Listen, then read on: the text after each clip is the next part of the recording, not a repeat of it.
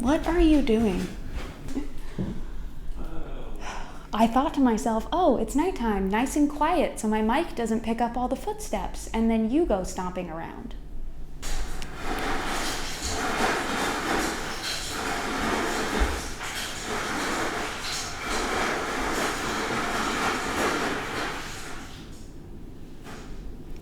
Okay, I'll be quiet now. I hate you. Hi there, and happy holidays. If I'm going to be entirely honest with you, I am known to be a bit of a Grinch. That's more due to a general bad attitude than a dislike for Christmas, though, because I love Christmas. I love Christmas a little too much. For example, I was in charge of decorating this tree. I did yell at 3 different people whilst decorating this tree because they were doing it wrong. So you could say that I'm very passionate about Christmas, and I'm very particular. Luckily, I do have a way to channel these passions, and that is by making ball gowns.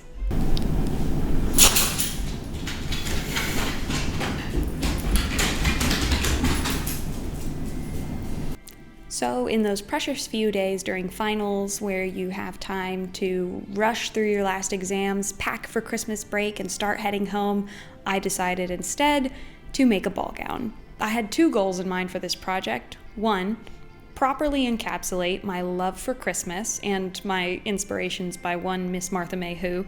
Not exactly her style or even one of her particular dresses, just the vibe of extreme Christmasness. And goal number 2, to try and replicate a natural form era ball gown.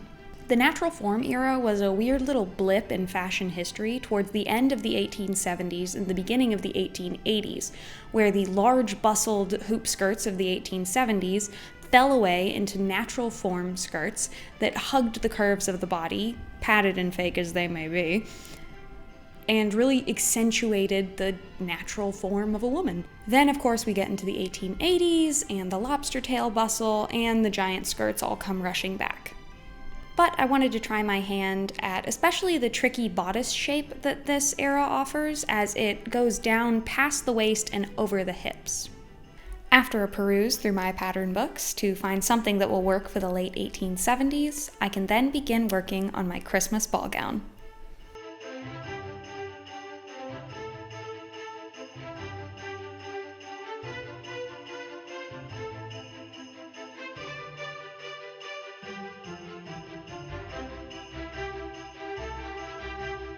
I'm starting with a mock-up of the bodice that can then be used as a lining once all the necessary adjustments and alterations to the pattern have been made.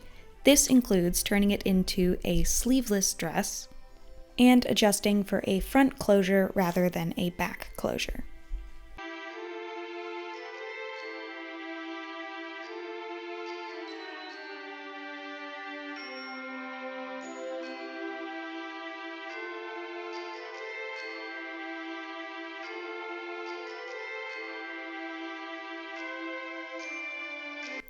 Once I have all the adjustments made, I can begin cutting it out in my final fabric. It's very important that I get this right on the first try, as I only purchased enough to just make the dress, because my penny-pinching self just had to use thrifted curtains. Right. I feel fabulous. I wanted to try on the outside red layer separate from the lining to see if anything needed to be adjusted. The sleeves for this and this did end up being fitted a little differently than I did on the lining, so I am glad I tried this on before I attached the 2. I'm really happy with how it's cutting up here, because I think that's going to look really good with the skirt and everything. Yeah.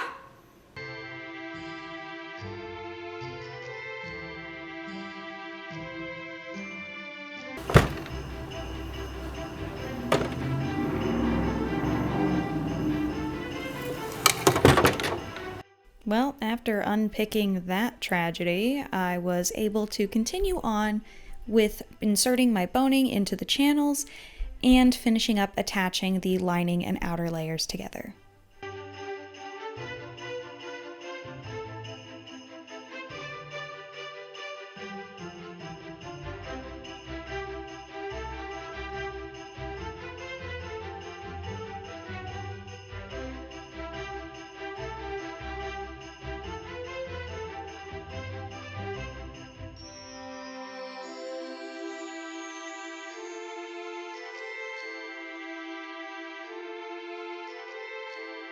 I'm hand stitching these layers together to get as nice of a finish as possible, and I decided to have a little hammock time while I did this, which turned out to be a bad idea, because if you do this and you're tired, you fall asleep, and then you terrify yourself by doing this. Genius at work, people.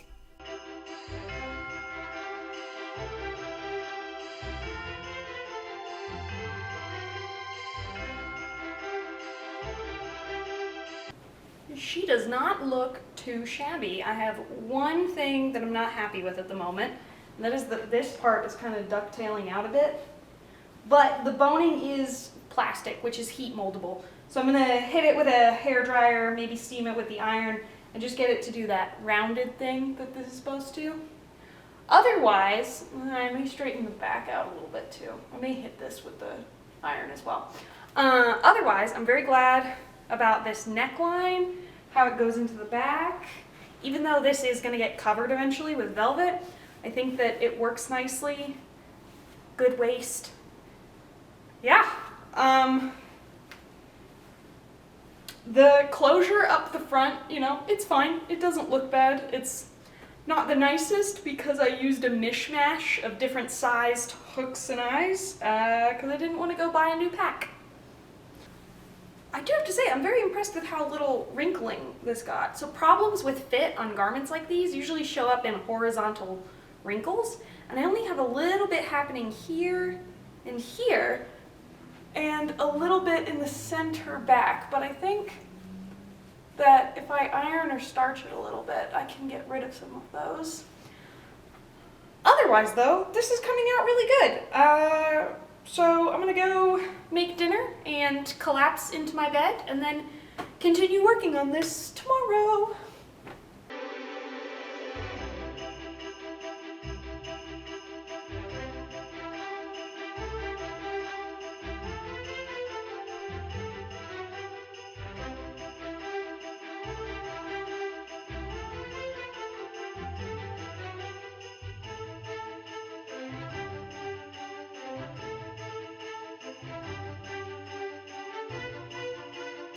I've gone ahead and mocked up and pinned together my skirt shapes, and I'm really happy with the way this is shaped. So I'm going to use this as pattern pieces to cut my vinyl fabrics, and then I'm also just going to go ahead and save the pieces of this so I can use it as a lining. It is technically finals week, and I have yet again begun a ball gown project at precisely the wrong time. Will I learn my lesson? No. But it is what it is. Either way, I think this looks pretty cool, and I'm excited to start cutting out my real fabrics.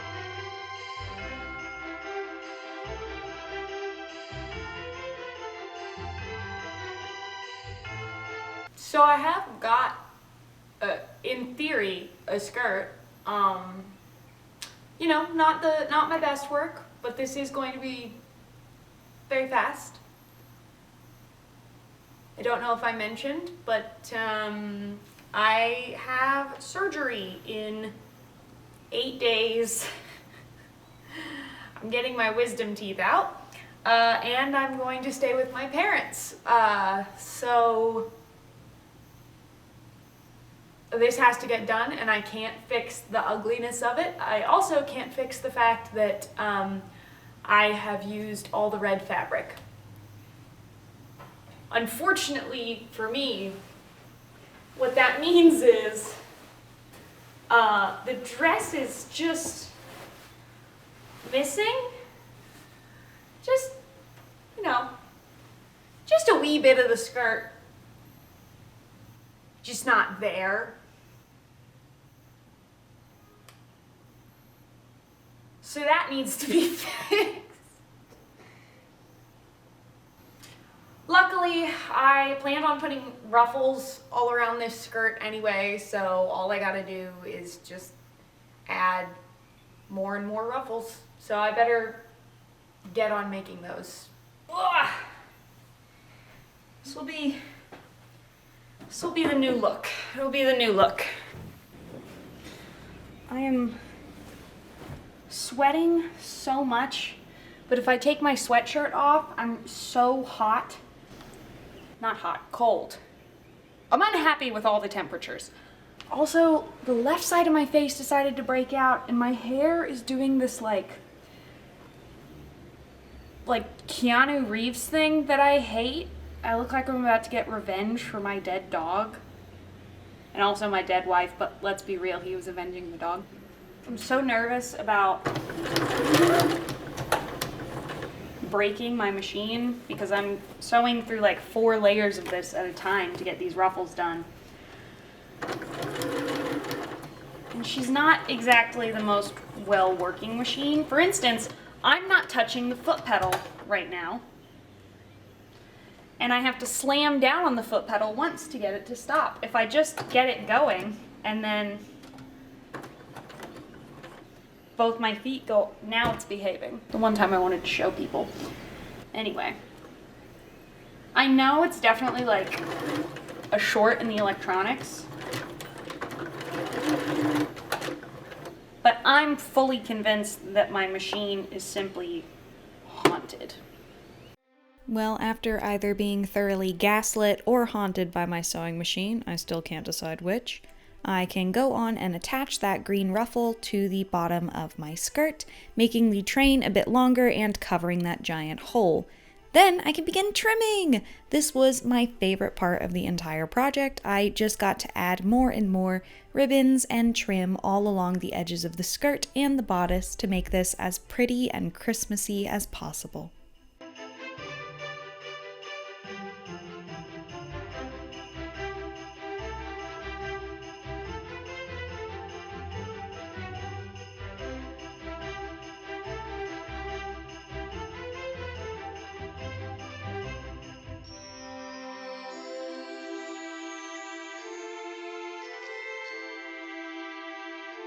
It should be illegal to look this good. I feel like a haunted Christmas grandpa. I'm about to learn the true meaning through a series of ghosts and ghouls. I'm like a holiday edition Death Eater.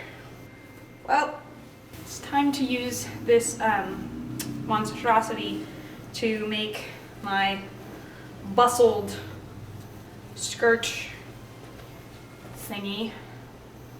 Overskirt. That's the word. Anyway, I'm gonna use this to make my drapey bustled overskirt thing. My Christmas tail, if you would. And then we'll see how much of this velvet I have left over to do other things with.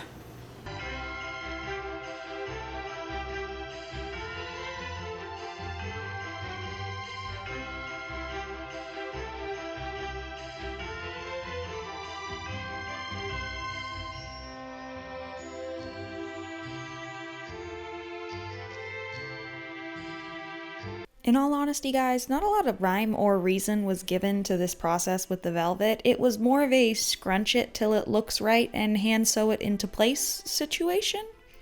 But it turned out looking pretty good, so I'm not complaining. Once I had divvied out all the pieces for the velvet drapes, I took the scraps and put together a bow for the back of my dress.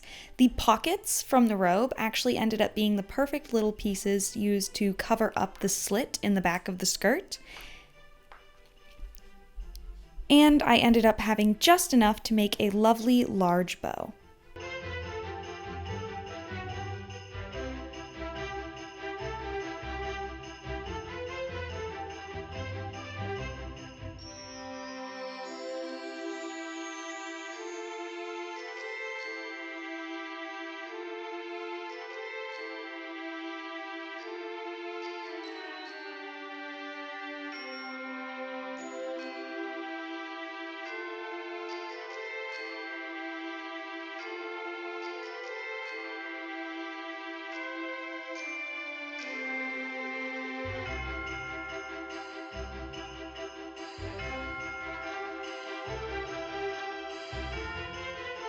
So I have given this a center front closure, which is a problem because I want this velvet to drape across the front.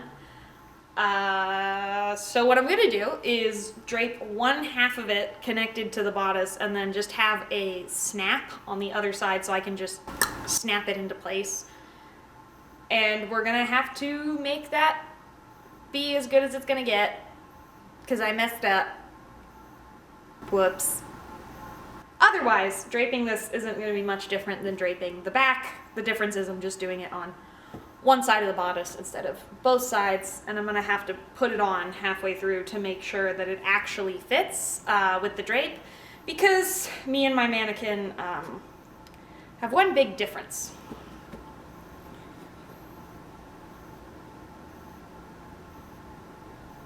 Two big differences.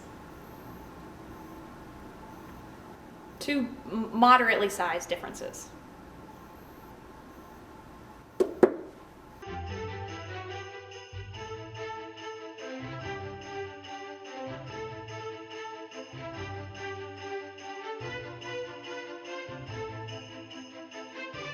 Can you come help me?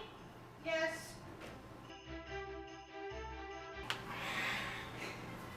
Sorry if I popped a couple threads. It's fine. Coward. Once I was released from my fabulous prison, I decided to make some mistletoe to cover some of the mistakes on the velvet and just to give it a little extra Christmas flair.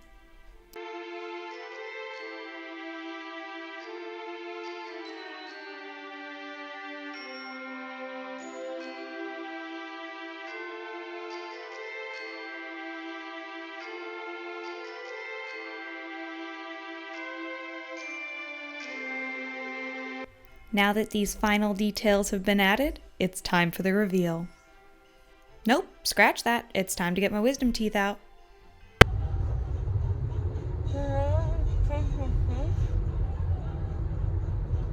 Oh, I didn't know you wanted them. I forgot. Oh, I'm sorry, Lovey. I forgot. I didn't know you want them. I could have asked. I totally forgot. I totally forgot too.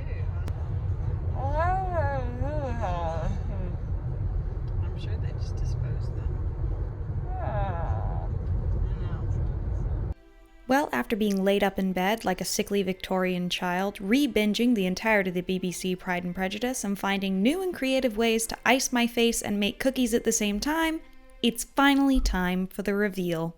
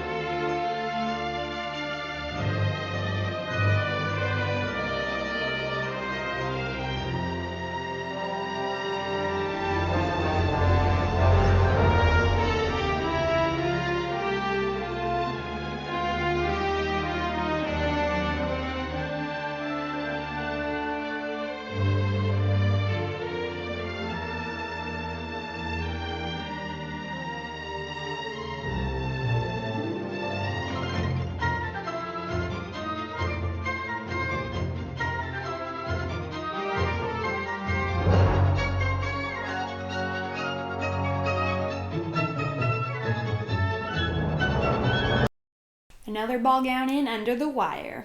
I am shocked and pleased that I got this done in time. And I am technically on vacation right now, so I'm going to make this short and sweet. My Instagram and TikTok, if you're interested, please consider subscribing, liking this video, interacting, maybe drop a comment, just something, you know, if you're feeling generous. I'm very happy with this dress. I learned a lot along the way, as this is an era that I have not explored, and so I'm very pleased with the journey I took. If the final product didn't even turn out to be everything I wanted, but it was very pretty, and I was very satisfied. Happy holidays, see you next year, and bye! There's no place like home for the holidays, 'cause there's cat hair everywhere you go. Who's Martha May who? I'm Martha May. Oh, I could be the bells in Carol of the Bells. You know those people in the choir who just go ding, dong, Ding. Dong. I'd be the star of the show. Is my zipper seriously stuck in here? Yes, it was. Okay, good. Why are you here again? Because I want to be. Oh, God.